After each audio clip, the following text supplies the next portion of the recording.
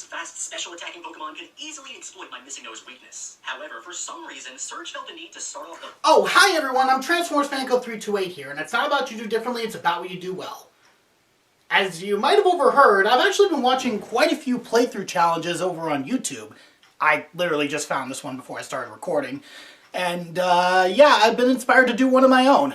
I attempted to do some randomizer playthroughs of Pokemon Platinum and HeartGold, but those weren't really anything special in the grand scheme of things. They were wacky, yes, they were weird, but the limitations I put upon myself were not as limiting as I made them out to be. That was when MJTV uploaded a video discussing rare Pokemon that you shouldn't find, where literally half of the list consisted of Johto Pokemon. And that led me to realizing something very interesting about the Johto games. Whether because these species can only be captured in Kanto, or you can only fish them up with a Super Rod, which is something you can only get in Kanto, these Johto species and their evolutions cannot be used during a Johto playthrough without trading or the occasional swarms. Murkrow, Misdreavus, Sneasel, Quillfish, Slugma, Remoraid, Houndour, and Larvitar. Plus Celebi is a mythical. That's a remarkable amount of new species, 14 in total out of 100 introduced, that you can't use in their home region.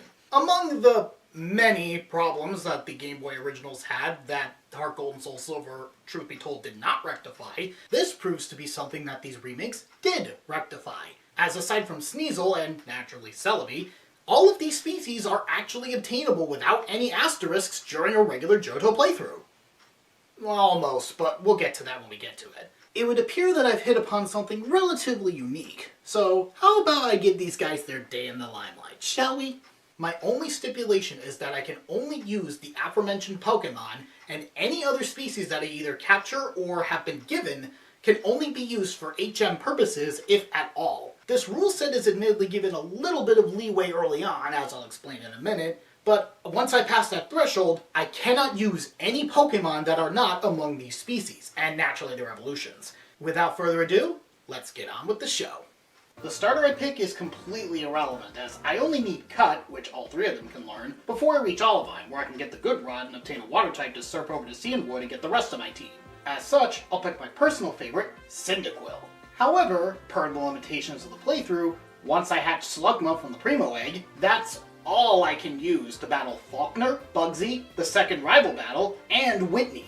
Quillfish is only obtainable once I get the good rod in Olivine, which I can reach without obstruction once I reach Ecruteak, and even then, I have to backtrack to the route that leads to Union Cave. Remoraid ends up being close to the post-game, as its only available route can't be accessed before wrapping up the Team Rocket plot. Misdreavus is hanging out in Cliff Cave near the Johto Safari Zone, and the rest are in that Safari Zone, including Misdreavus. Nope, I made my bed, I might as well lie in it.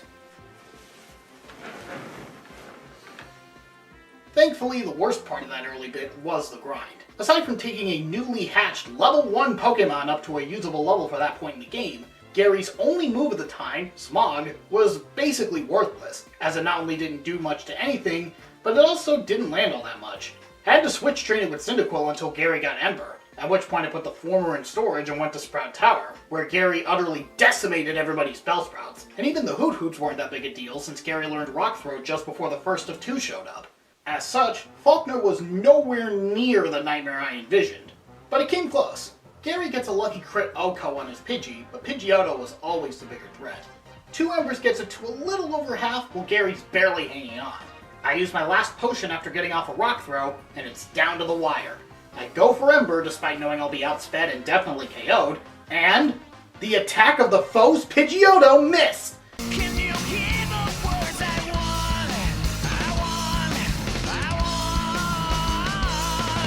Honestly, the worst battle up to Azalea was a random youngster who had a Wooper with both Water Gun and especially Mudshot.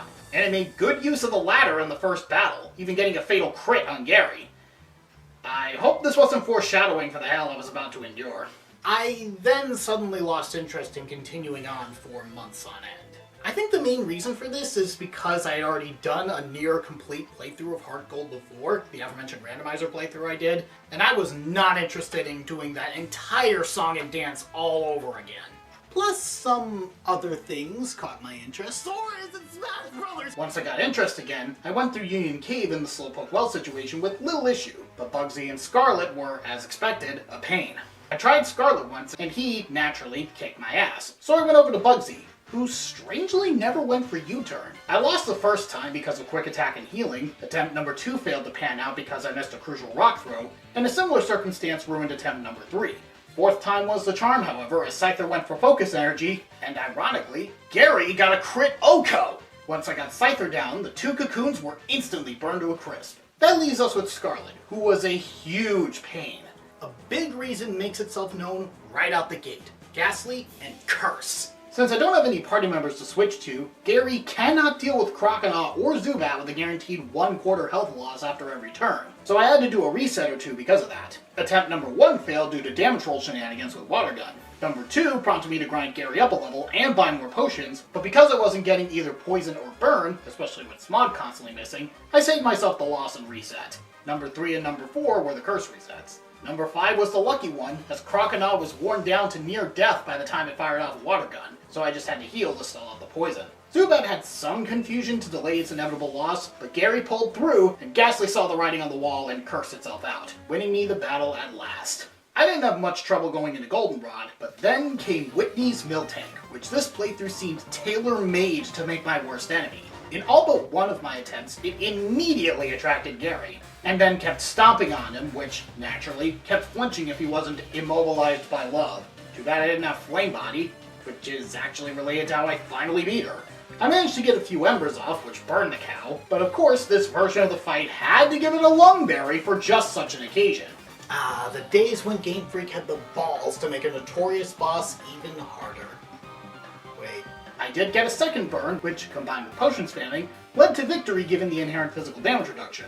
After that, a close call with Sudowoodo, and a loss against a Clefable who just had to use Metronome and just had to get Dragon Rage while I just had to have 39 HP left. Unpredictable horseshit like that is why I will never do a Nuzlocke. I made it to Eckerty, and as mentioned previously, nothing else obstructed my way to Olivine, and most importantly, the Good Rod. At last I can get another party member! Though it wasn't easy. Since my objective was a 5% encounter, the others were level 20 species that my level 28 Slugma could inconsistently escape from, and the scant few Quillfish I did come across had a clear battle advantage that led to all of them KOing poor Gary. Seriously, it took me nearly an hour of constant Tentacools, Magikarps, Poke Center heals, system resets, and frankly needless screaming to finally get one. And I only got it when I stopped recording, so that was wonderful. I didn't have as bad a time with Scarlet in the Burnt Tower as I did in Azalea, but Morty. God damn Morty! This fight's difficulty was entirely owed to how strong his Gengar is. Gengar will outspeed me, and Shadow Ball does either way too much on Gary or Oko's Mr. Puff. This put me at an impasse where I now have to grind my teammates up or I cannot progress. Luckily all I needed was that little grinding and a lot of luck. After one attempt that I reset because this Haunter lived thanks to a bad damage roll and put both my Pokemon to sleep and I was not about to deal with that nonsense, I managed to get Mr. Puff to land a hit on his Gengar at last, but since it seems like it was a speed tie, he only got that one hit off. It then went for Sucker Punch on Gary, who took it well and wiped it out with Fire Blast. The last Haunter cursed Gary, but another Fire Blast did the trick. Olivine's Lighthouse was relatively uneventful, the Surf to Cianwood wasn't too bad, and I even managed to defeat Chuck in one attempt, thanks to smart usage of Surf, Brine, and Revenge, plus some Poison Point luck. When I returned to Olivine with the Secret Potion and cured Anthe, Balba, the guy I ran into on the way to Olivine talking about his Safari Zone, a feature that was not in the originals, called me up to tell me of the Safari Zone's grand opening. In the words of the famous scholar Akihiko Sanada, "I've been waiting for this!" However, since Safari Zone appears to be more complicated than I initially anticipated, some species will only appear in specific areas that may or may not be there, and it takes some time to make those available. In my case, however, I had immediate access to the forest and swamp sections, which let me get Murkrow and Misdreavus. I had to wait until the next day to unlock the ability to change the areas in the Safari Zone to get Larvitar, but Houndour required item placement or some shit like that, and it turns out I can't even do that until I beat the league, so it's like, fuck it, I'll just move on. After a bit of grinding, I took Terra right to Jasmine, who handily OHKO'd her first Magnemite, but fell to Steelix's Iron Tail before long. Then, in a hilarious inversion of Michael's experience, Our Magnemite outspeeds and Oko Slugma with a Thunderbolt without even critting it. Gary wrecked Steelix with Fire Blast, and then wiped the second Magnemite with no trouble, making for another comfortable gym battle. The next major encounter was with the Red Gyarados, who wrecked most of my team before Mr. Puff finished what everyone else started. The only thing of note during the Rocket Hideout was that I tripped all the Persian statues to level up Terra. And I noticed that every single time it was a Drowsy and Zubat grunt, followed by a grunt that had Zubat, Grimer, and Rattata. I have to wonder if Team Rocket is so strained on resources at this point that it's the exact same two grunts responding to the alarm every time. The idea of them going, "Ugh, the kid tripped it again," is kind of funny to me. Oh, and Terra evolved into Pupitar as a result. Oddly, the first evolution of the whole playthrough. After a bit more grinding, I went for Price. I forgot that Theo isn't an ice type, so I switched to Magolor so I don't lose Gary right away. Which I had no reason to fear since none of Price's Pokemon know a water-type move, despite 2/3 of his team being water-type Pokemon. Raise your game, allowing Seal to set up Hail, which contributed to its own demise after 2 Shadow Balls. In comes Piloswine, and Magolor tanks Blizzard way better than I thought he would, getting off a Shadow Ball before falling to another, which was just enough turns to end the Hail. Piloswine then set it up again immediately after, while Fire Blast missed. Mercifully, Mud Bomb misses, while Fire Blast finishes Piloswine off.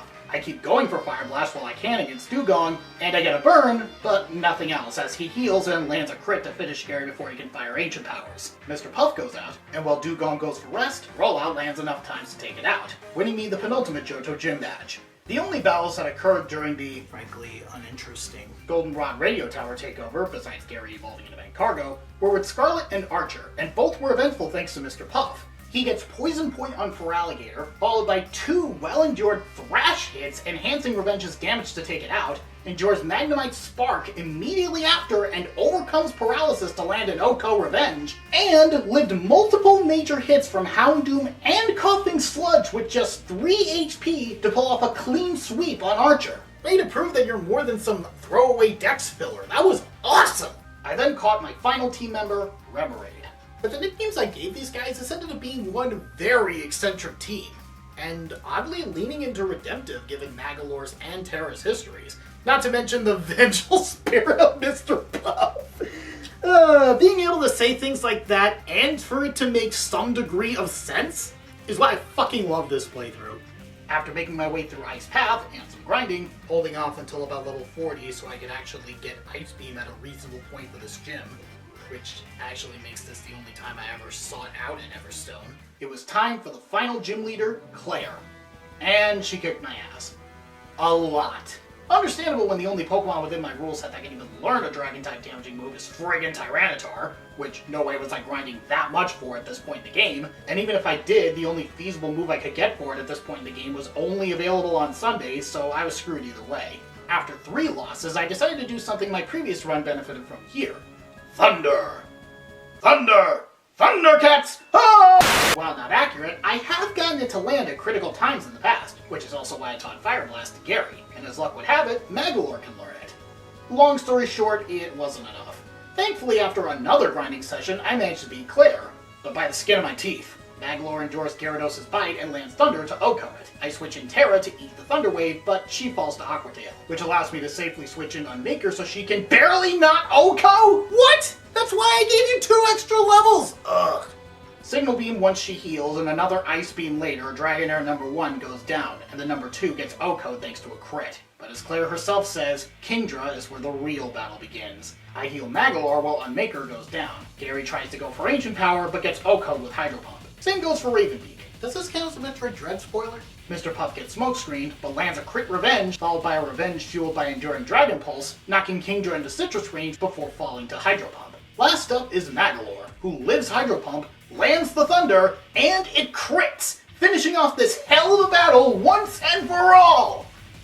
Then Claire acts like a child, tries to ruin our day, only for it to backfire, yada yada yada. Why is it that only in Johto do you find gym leaders with attitude problems like this? I went back to get the gift Dratini to see how well I did on the Elder's Test of Character, and I aced it since Dratini has extreme speed. The Komodo girls were a bit of a pain, but I pulled through, climbed Bell Tower, and actually caught Ho-Oh in remarkably few attempts, though not without seeing some shenanigans with the damage roll system. How does a quad weakness leave it in yellow health, then Oko, then leave it in the red?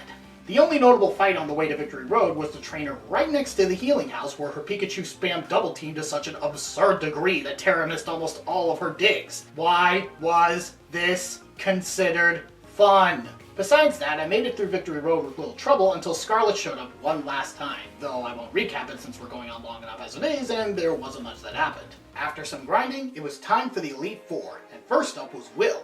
He begins with losing Gary thanks to me first Ancient Power, Gary's Ancient Power not KOing, and falling to Psychic. Unmaker finishes Xatu number 1 with an Ice Beam, but falls to Jinx soon after. Ravenbeak lives an Ice Punch to finish Jinx off. Exeggutor barely endures Fly and finishes Ravenbeak off with Egg Bomb, only to fall to Terra's crit Dark Pulse. Not wanting to risk an Oko, I switch in Mr. Puff, who falls to Psychic after Pin Missile did distressingly little to Slowbro. Magolor then manages to take it out, as well as the second Xatu with a crit Thunder.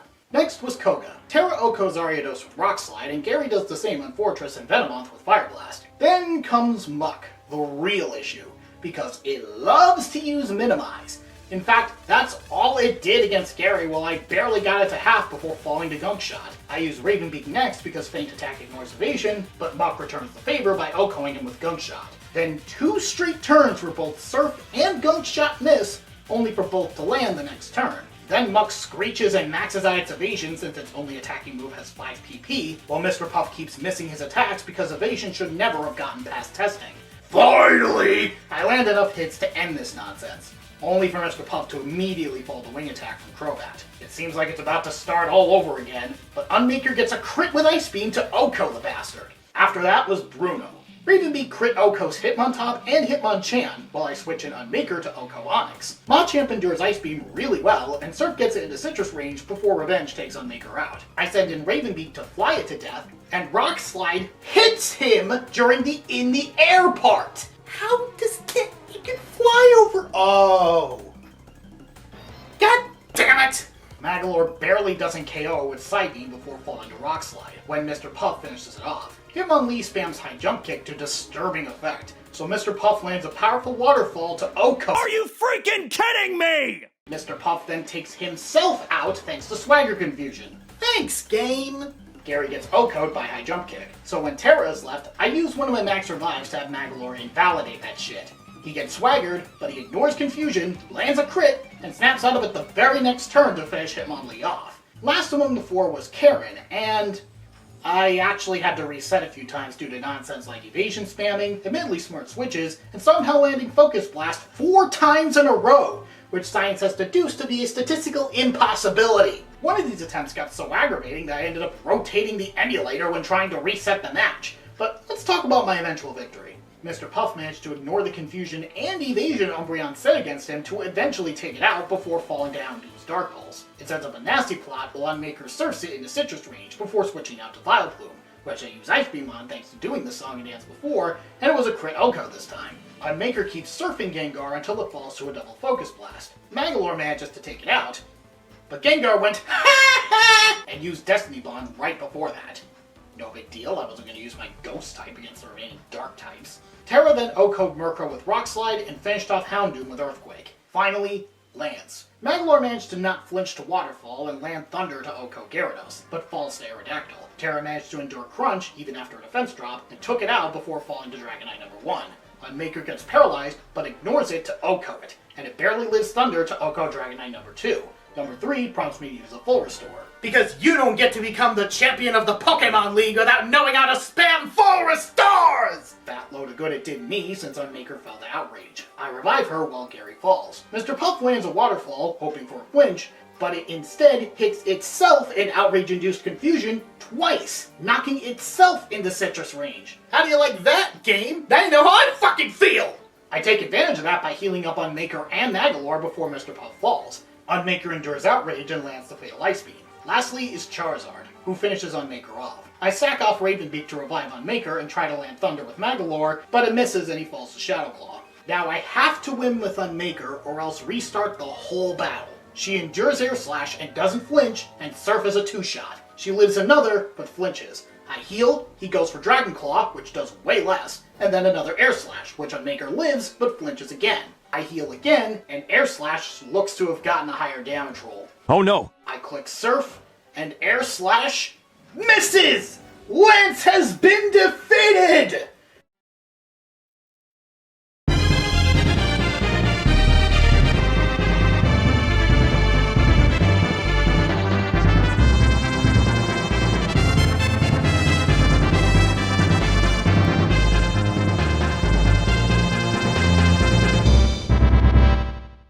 Now, theoretically, I have completed the challenge.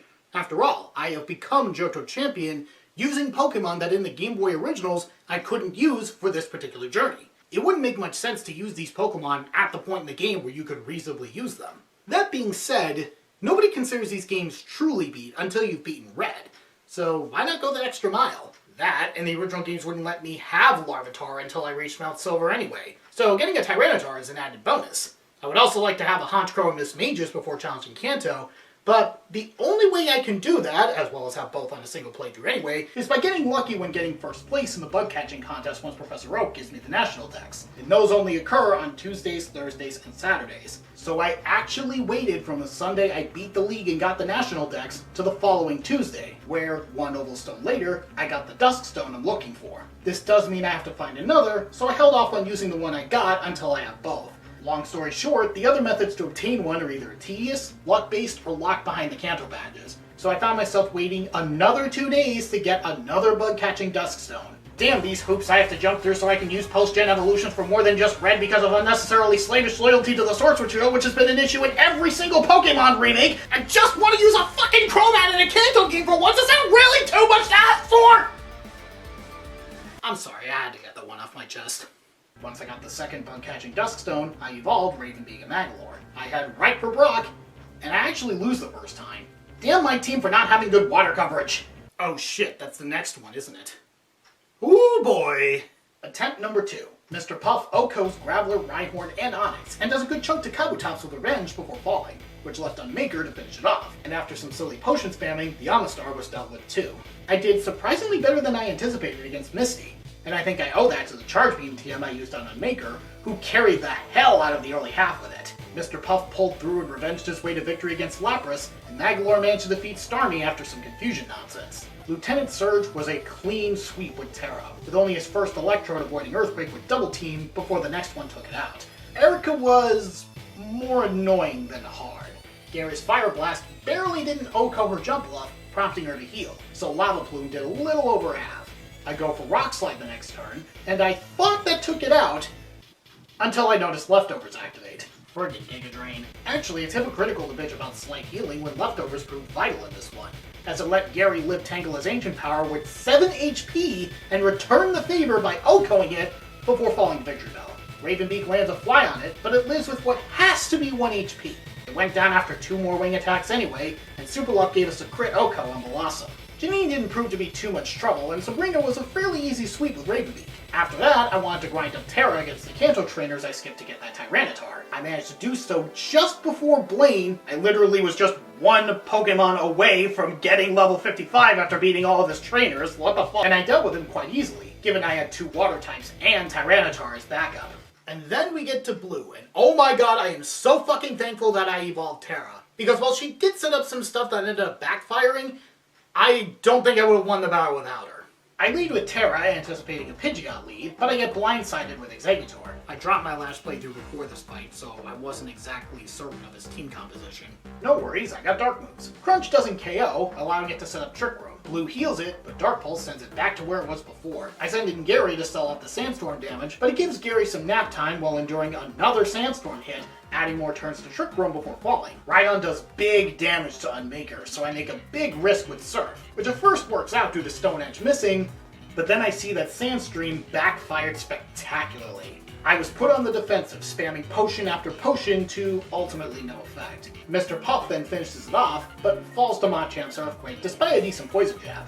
Magolor manages to defeat Machamp with Psychic after enduring a Stone Edge, but Arcanine stops him with Dragon Pulse. Terra endures Flare Blitz, lands a nearly fatal Earthquake, and Sandstorm does the rest. I then let Ravenbeak and Gary be the sacrificial lamb so I can revive Unmaker against Gyarados. I land a Charge Beam and even get the boost, but return did a frighteningly large amount of damage, causing a repeat of the Rhydon defensive, until Gyarados gets a crit. I now had to defeat a Water type with a Rock type.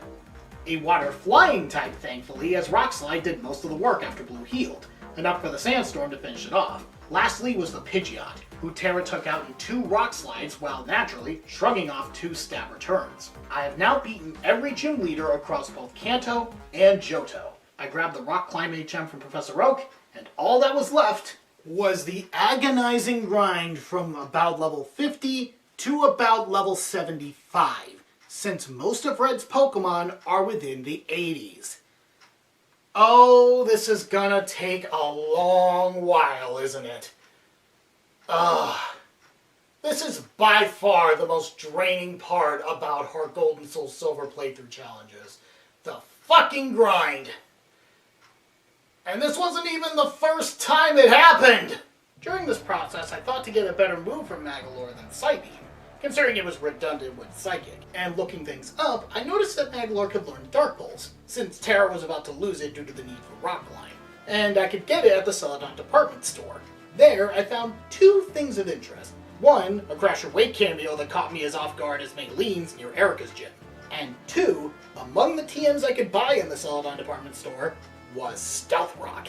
After checking Bulbapedia to ensure I didn't need strength to navigate the mountain proper, I deleted it from Gary and taught him Stealth Rock. I noticed that Gary was lagging behind quite a bit in recent fights, especially as a result of his additional typing. Gary tries to go for Ancient Power, but gets OHKO'd with Hydro Pump. It begins with losing Gary thanks to me first Ancient Power, Gary's Ancient Power not KOing, and falling to Psychic. In fact, that's all it did against Gary while I barely got it to half before falling to Gunk Shot. Gary gets OHKO'd by High Jump Kick. One of these attempts got so aggravating that I ended up rotating the emulator. I revive her while Gary falls. I go for Rock Slide the next turn, and I thought that took it out, until I noticed Leftovers activate, before falling to Victory Bell. I then let Ravenbeak and Gary be the sacrificial lamb. So I thought to myself, you know, if he's not going to do particularly well in the Red fight, at the very least, he can pull off a major move before falling.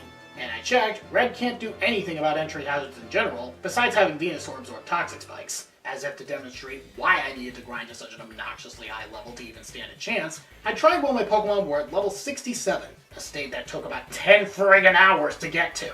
I couldn't even make it past his Pikachu, since it insta-kills Gary before he can get Stealth Rocks out. And even Terra, my tankiest Pokemon that isn't weak to it, can't last more than 2 hits against it. Talk about a headshot to my morale. Because of that, I wasn't going to subject myself to even more grinding, since it would only get more agonizing with every level I need, so I just used an action replay code to get myself rare candies to reach the levels I want. Considering all the manual grinding that I had done beforehand, any effort values that I would have gained wouldn't have been all that substantial at this point, so rare candies would have achieved the exact same effect. Plus, I needed to do this if I wanted to, finish this challenge and move on with my life. And then, as one last kick in the dick, getting the candies erased the rest of my items in that bad slot.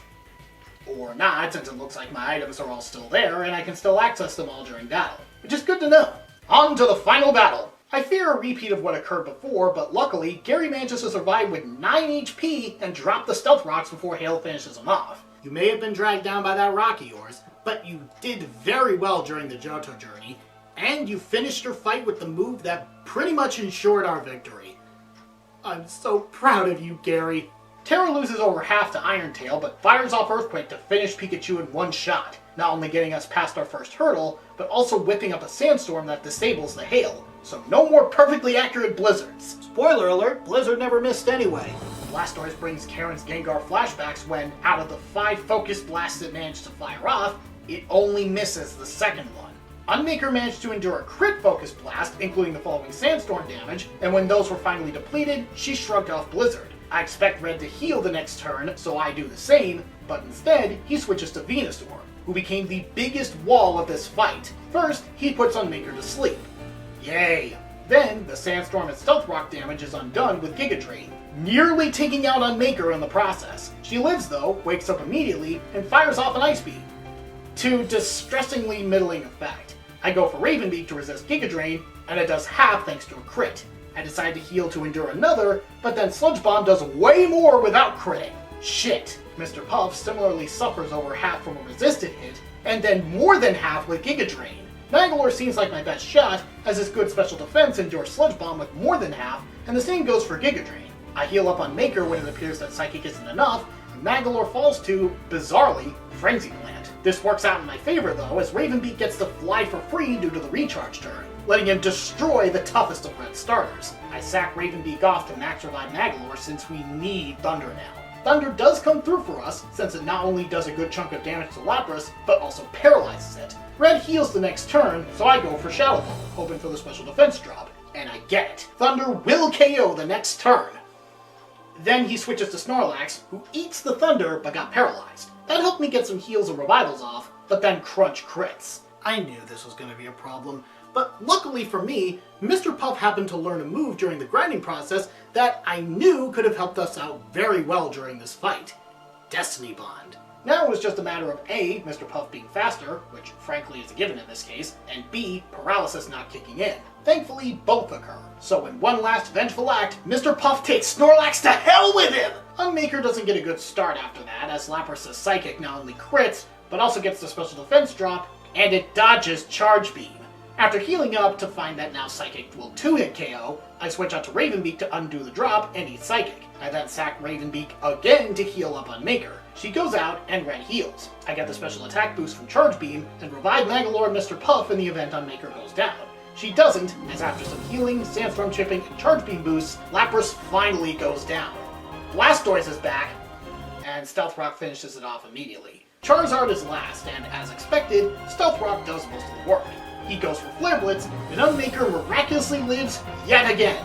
She gets burned, but that doesn't impact the final surf needed to win this grueling fight once and for all. I have fully beaten Pokemon HeartGold using only Pokemon that couldn't be used for most of the Game Boy originals. Here are some final notes. I'm quite sad that Houndour wasn't accessible until post-game, and they didn't leave Sneasel an Ice Path like they did in Crystal. Makes you wonder what they were thinking when they decided these things. My team really needed the electric coverage since we didn't handle water types all too well, so Magolor, and later Unmaker, really helped us out with that. Mr. Puff did way better than I anticipated, enduring rounds I expected to lose him in, and getting very helpful moves like Destiny Bond for that Snorlax, and my only fighting type move, Revenge. That was far more important than I realized. Despite the type overlap, Unmaker ended up the MVP of the team, especially during the red fight, tanking really powerful hits left and right. Terra was also quite helpful, given how good ground and rock are at several major points, plus being a great tank during the blue fight. But given I am talking about the pseudo-legendary of the region, that was perhaps to be expected. Ravenbeak sadly didn't get too much of a chance to shine, but he still got some solid wins. Overall, Gary was the only major weak spot of the team, and even he did better than I anticipated. A lot of the challenge of this playthrough was likely because I ended up playing this game on the set battle style, the first time I ever did so. That was more annoying than anything, especially since it denied me the choice to run away from a wild Pokemon that just took out one of my own. So from now on, I'll be playing exclusively in the Switch battle style.